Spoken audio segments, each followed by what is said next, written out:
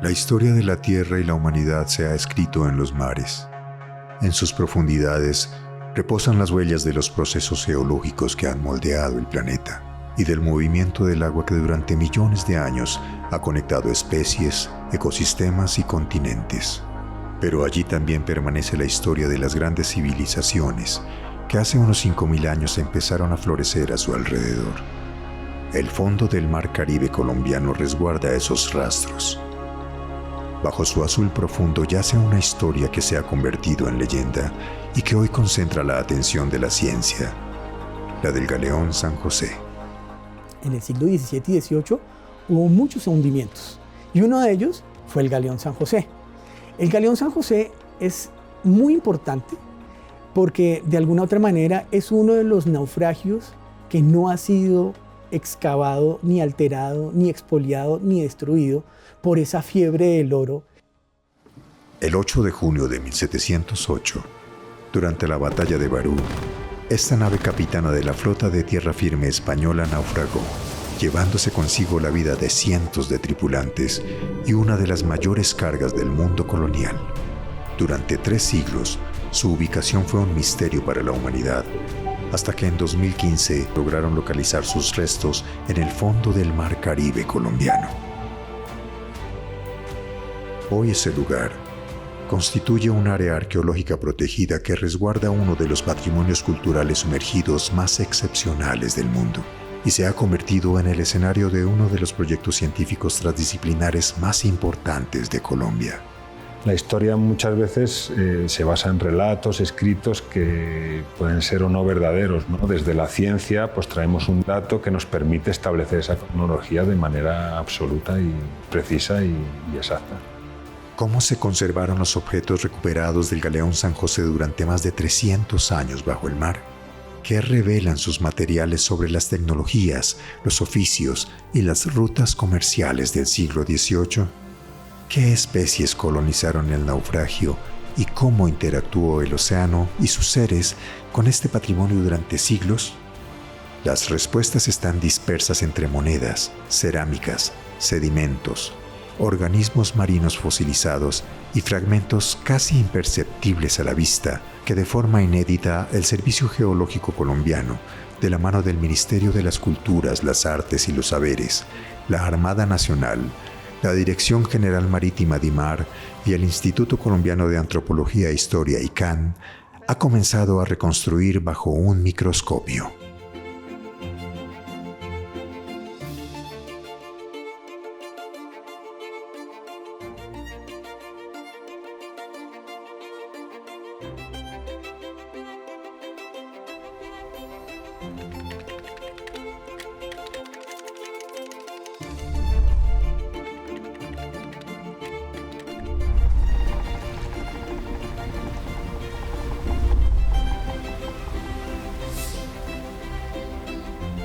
Galeón San José.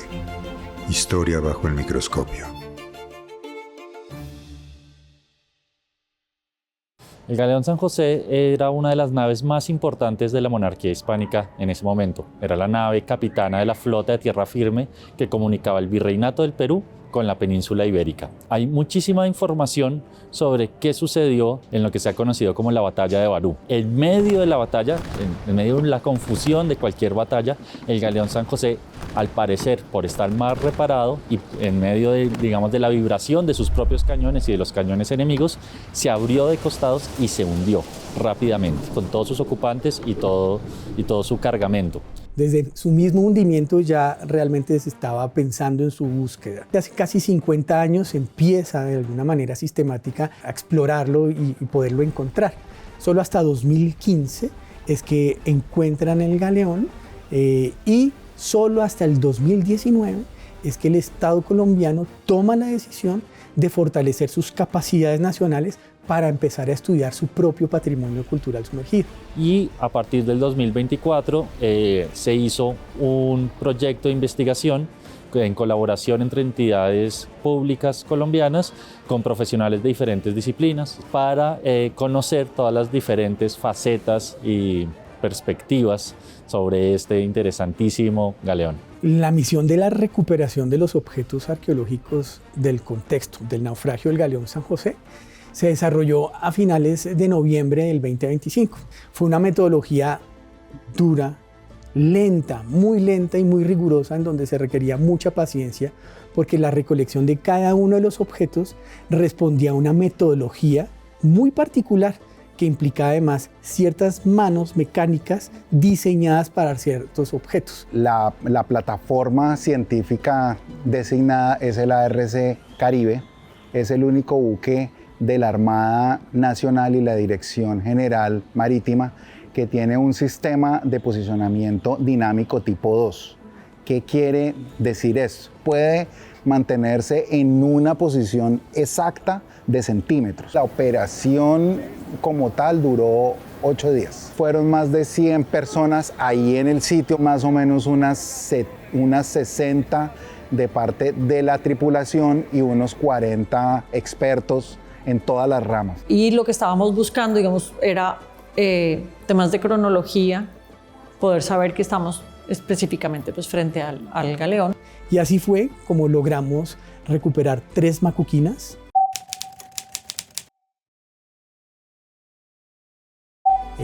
2 porcelanas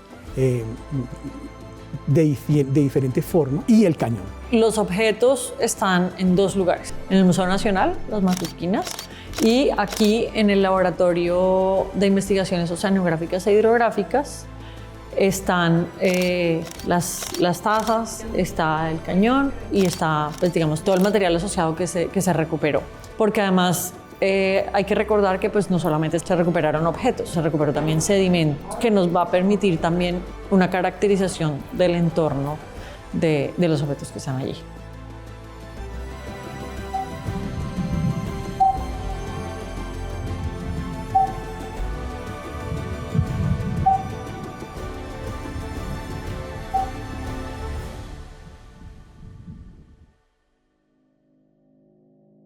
Pero comprender un naufragio de más de 3 siglos exige mirar mucho más allá de lo que alcanza la vista.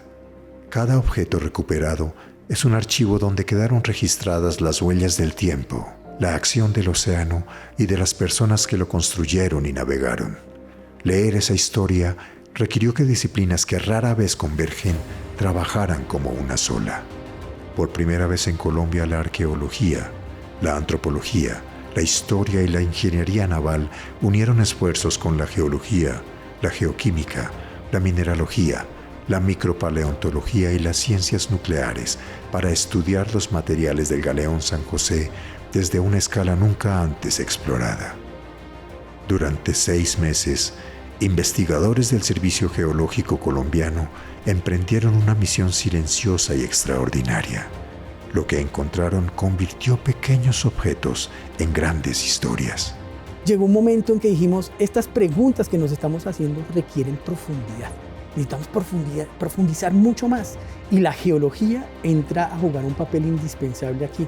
El Servicio Geológico Colombiano tiene unas capacidades en términos de contar historias sobre lo que ha pasado en los fondos marinos de hace millones de años, pero también de hace cientos de años. Y por ello, en una alianza muy interesante, estamos usando técnicas nucleares y radioactivas y conocimiento científico para lograrlo. Para asumir este reto, teníamos que pensar en aquellas tecnologías que nos dieran resultados confiables, comparables, pero que no nos implicara hacer una intervención sobre la muestra. El microscopio y ese análisis desde la geología nos está mostrando unas cosas que nunca nos hubiéramos imaginado.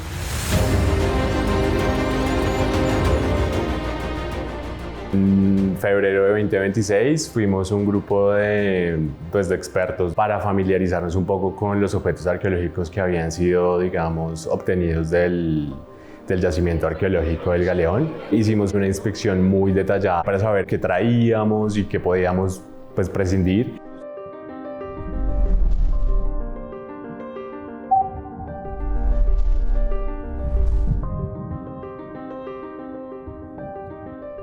Empezamos por un cañón hermosísimo. Quisimos ver la química de ese cañón, de qué estaba hecho, cómo los procesos de corrosión o de oxidación habían actuado durante estos más de 300 años. Lo que hicimos fue utilizar algo que se llama pistola de rayos X o fluorescencia rayos X portable.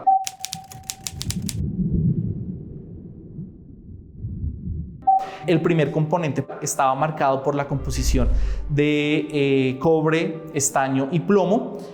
Hacia el lado como positivo y hacia el lado negativo teníamos hierro. Esos 4 elementos nos marcaron profundamente la composición del cañón. Históricamente sabemos que el bronce, y más el bronce de esta época, no llevaba hierro. Entonces ese hierro pudo haber salido de algún elemento del galeón, ¿sí? O inclusive del proceso de fundición. Por otro lado, las otras cosas que a nosotros desde nuestro quehacer geocientífico nos descrestaron un poco fue la presencia de mercurio. No debería haber mercurio. Sin embargo, cuando uno se pone como a tratar de hacer una correlación histórica, pues el mercurio para esa época sí estaba permitido. El cinabrio se utilizaba en muchos tratamientos médicos, los termómetros eran de mercurio, ¿sí? Entonces era muy posible que en el Galeón San José, al momento del hundimiento, haya habido mercurio y elementos con mercurio que en estos 300, 400 años hayan tenido transformaciones químicas muy marcadas, que se depositaran en otros elementos, que generaran alguna subida de esta concentración en los sedimentos o en otras matrices. Esa historia de cómo se alteró y los procesos que vivió ese cañón ahí mientras que estuvo cientos de años y siglos ahí abajo, pues es bastante interesante. Pero también cómo esos minerales que constituyen esas costras cristalizaron, ¿no? Porque lo que les digo, hay cristales muy bonitos, bien formados en esas costras. El laboratorio de microscopía electrónica Barrido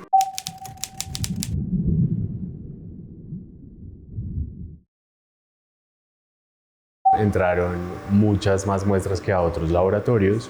De solo el cañón entraron 14 muestras que fueron analizadas aquí, tanto en imagen como en composición química elemental. Los principales minerales de alteración, producto, digamos, del ambiente marino al que estuvo expuesto mucho tiempo, pues son la malaquita, la calcosita y la atacamita. La atacamita, por su forma de cristalización y demás, puede empezar a, digamos, a desintegrarse un poco e irse comiendo un poco la forma de la pieza original. Eso es muy importante para un cañón, porque en el cañón no solo tenemos la forma general del cañón, sino que tenemos inscripciones del cañón como escudos y fechas de elaboración del cañón y demás, que son información muy importante. Además de eso global, encontramos cosas muy puntuales, como una partícula como alargada que tenía uranio y tenía plata.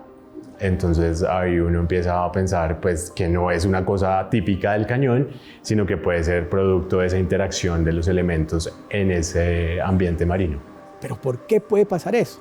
Claramente, cuando uno piensa en devolverse los 300 años, pues es que estamos hablando de que esto es un barco lleno de cosas. Tiene pisos, tiene mobiliario y tiene muchos elementos. Y claramente se empiezan a unir.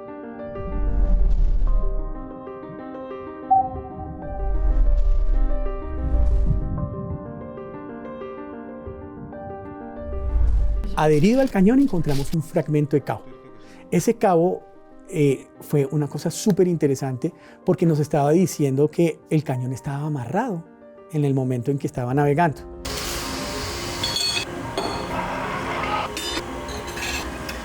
En el laboratorio de carbono 14 del Servicio Geológico Colombiano tuvimos la posibilidad de analizar un fragmento de la muestra de cabo procedente del hundimiento del Galeón San José. Normalmente los arqueólogos establecen cronologías relativas en base a la profundidad de los yacimientos, pero carbono 14 fija esas cronologías a una edad calendaria. El periodo que nosotros datamos es de 0 a 50.000 años atrás en el tiempo, que coincide con el periodo del desarrollo del ser humano. En radiocarbono medimos la muestra o la actividad del carbono 14 de dos maneras. Una es el porcentaje de carbono moderno y otra es la edad convencional del radiocarbono. La primera lo que indica es si la muestra es antigua o moderna. Si está por debajo del 100%, es una muestra claramente antigua, anterior a 1950. En nuestro caso dio 98.5, por lo cual es una muestra que no puede ser posterior, es imposible que sea posterior a 1950. En cuanto a la edad convencional de radiocarbono, esa edad es necesario calibrarlas con curvas de calibración internacionales. Cuando nosotros calibramos esa edad a edad calendario, concuerda perfectamente con la cronología de los hechos históricos del galeón San José, tanto desde su fabricación como desde su hundimiento en la batalla de Ebro. Ya demostramos que no es una fibra sintética, sino es una fibra natural.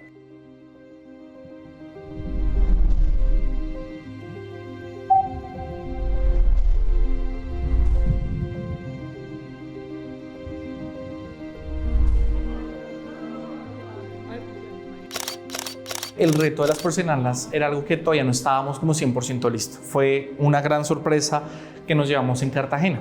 Nosotros queríamos saber de qué era el color azul. Lo que hicimos fue coger un pedacito muy pequeño, tal vez de unos 5 milímetros de área, de una sección transversal, de una parte donde teníamos la porcelana blanca por un lado, pero también teníamos el pigmento azul. Lo que logramos rozar en este análisis fue encontrar una composición muy clara del pigmento que en ese momento se usaba. Tenemos una composición entre cobalto y manganeso muy marcadas. El azul es dado por el cobalto, pero esos pigmentos también, dependiendo de su origen, vienen acompañados de otros elementos. En este caso, el cobalto viene acompañado de manganeso. Entonces, esa parte puede servir mucho para saber más o menos en qué época se podría haber producido ese pigmento. Esa materia prima inclusive ya nos está indicando en dónde fueron producidos, dónde estaban los talleres de producción en China. Entonces, el mínimo dato, el más microscópico, nos está dando una información brutal de toda la parte de la globalización, de la mercantilización, del comercio transatlántico y demás.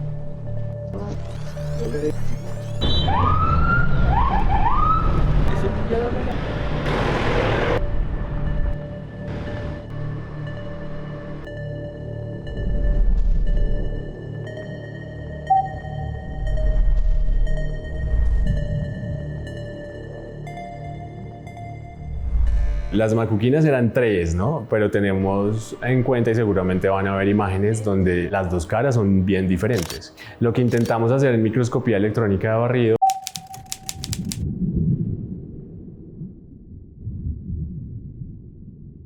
es diferenciar lo que es la matriz metálica de la moneda y lo que era otra cosa, o sea, que estaba sobrepuesto. Y encontramos, por ejemplo, que en la matriz metálica estaba compuesta principalmente de oro, plata y cobre. Entonces aplicamos herramientas quimiométricas y ahí es donde logramos observar la separación total de los elementos mayoritarios, cobre, oro y plata, ¿sí? Y todas las demás imperfecciones. Ahí tenemos mercurio, tenemos arsénico, tenemos hierro, tenemos manganeso, tenemos magnesio, tenemos aluminio, tenemos elementos que cuando hacemos correlación con otras técnicas y con la naturaleza sedimentaria del sector de hundimiento del galeón, encontramos como que, ok, son depósitos de sedimentos, son depósitos de óxidos y pues son procesos de amalgamación normales del mercurio y el oro. Es importante también mencionar aquí como que cada rey, cada momento de la historia sea una composición diferente de oro. Medimos mucho lo que eran como las marcas del sello, digamos que tenía que ver más con la tecnología de producción de esas macuquinas. Estas 3 mostraron historias bastante diferentes. Hay unas que tienen el sello un poco más corrido o que de pronto el acuñador presionó 2 veces el sello, entonces se ven como dos capas de sello diferentes. Puede ser también un muy buen argumento para saber cómo la evolución del acuñamiento de esas monedas. Me sorprendió también ver vida dentro de las macuquinas, o sea, había como bajos relieves donde les dije que había este material muy fino, arcilloso, con mucha materia orgánica, donde había vida, porque al final estas son algas que tienen un cuerpo silicio y viven ahí, que son las diatomeas, ¿no? Entonces es interesante que uno no pensaría que una moneda va a estar ahí para siempre y no le va a pasar nada, pero pues resulta que sí, que tiene interacción con el medio marino, con los organismos que viven ahí.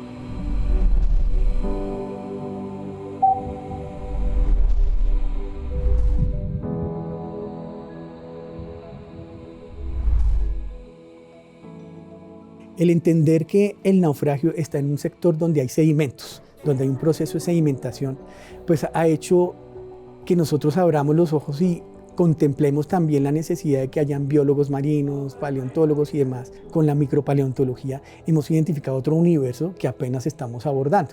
Entonces empezamos a mirar cuál era la textura de esos sedimentos, de qué estaban hechos, cuál era su microfauna fósil, porque también estudiamos estos pequeños seres que llaman foraminíferos y radiolarios. Para poder analizar y ver estos microfósiles, pues requerimos una preparación previa. Esta preparación consiste en coger el material y pasarlo por una serie de tamices donde se hace un lavado con agua y separarlo por fracciones. Y ya de ahí nos llevamos el material a un estereomicroscopio para poder llegar a la clasificación y poder hacer las inferencias ya con toda la comunidad de los individuos que se recolecten. Cuando observamos estas formas en el estereomicroscopio y también a partir de herramientas como la microscopía electrónica, que magnifica aún más estas formas tan pequeñitas, pues observamos características de sus conchillas, como son las estrías, las suturas, poros, cosas que nos permiten identificar y ver cuáles son las diferencias entre los individuos. Un foraminífero tú no le puedes ver todo ese detalle si lo ves a ojo, pero cuando tú llegas a un microscopio electrónico puedes desvelar muchas características de esas conchitas muy pequeñas que pues son fascinantes, ¿no? Porque es un organismo unicelular que forma esas cosas tan espectaculares con esas formas tan únicas. La microfauna que recuperamos y como que esos indicios o esas inferencias que nos permitió hacer, pues estaban especies típicas del Caribe y que indican estos ambientes tropicales, aguas cálidas, como Globigerinoides ruber, Globorotalias, o sea, especies asociadas a estos géneros. Y también encontrábamos otros tipos de microfaunas como microgasterópodos, radiolarios, ostrácodos. Entonces, como que toda esta comunidad que encontramos fue la que nos permitió, al identificarla y clasificarla y como analizar todo el conjunto, ver estas condiciones del fondo marino. Algo que me sorprendió mucho al analizar estas muestras fue su grado de deterioro. Estaba esperando realmente que todo estuviera muy corroído, muy destruido, porque tenemos condiciones ambientales muy violentas. Sin embargo, lo que nosotros encontrábamos era que los procesos de corrosión estaban muy localizados. Deben haber un montón de fenómenos físico-químicos que están pasando a estos metros de profundidad, que debe estar generando equilibrios químicos muy particulares que también pueden llevar a una conservación muy dada del material. Conocer la composición, el estado de conservación y la historia de estos objetos permitió a los investigadores comprender mejor el naufragio, pero también orientar las decisiones para proteger este patrimonio y enfrentar los desafíos científicos, éticos y culturales que rodean al Galeón San José. Para el caso del Galeón San José hay unas disputas frente a una reclamación sobre el tesoro, ¿sí? Sobre el tema económico, básicamente. Hay un fenómeno que amenaza los contextos arqueológicos sumergidos y es el tema de los cazatesoros. Los cazatesoros buscan siempre el provecho económico y siempre van a buscar las monedas de oro, los lingotes de oro. Pero para la legislación colombiana, todo lo que tiene que ver con los naufragios o como el Galeón San José, todo, absolutamente todo, es patrimonio arqueológico de la nación. Investigar, saber qué hay, nos permite saber cómo y qué proteger. También nos muestra que las geociencias tienen muchísimas más aplicaciones que las que tradicionalmente hemos visto.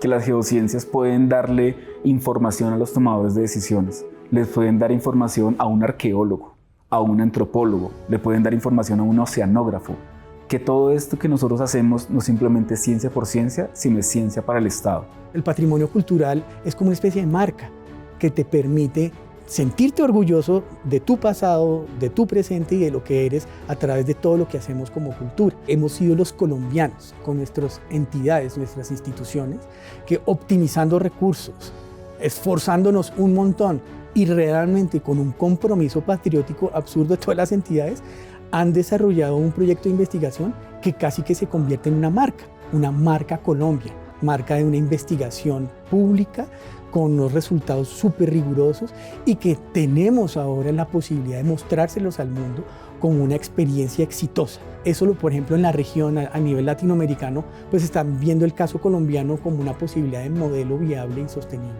La importancia de que sean entidades colombianas de diferentes órdenes y de diferentes perspectivas, las que se unan, se tomen de la mano, significa también construir proyecto de nación, significa construir historias en común, significa ver desde diferentes perspectivas y desde diferentes momentos hitos que son importantes también para definir identidades. Así que yo creo que si nosotros, como Servicio Geológico y de esas perspectivas de diferente manera de ver el tiempo que tenemos, de diferentes escalas también que tenemos en el espacio, logramos aportar a esa parte, a ese guión, estaremos dando también, por supuesto, un grano de arena fundamental en esa construcción también de historia de este país.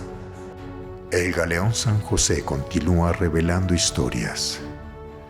Cada muestra analizada, cada mineral identificado y cada organismo descubierto abre nuevas preguntas sobre un pasado que aún permanece bajo el mar y nos recuerda que las profundidades conservan algunos de los capítulos más fascinantes de la historia de la Tierra y de la humanidad.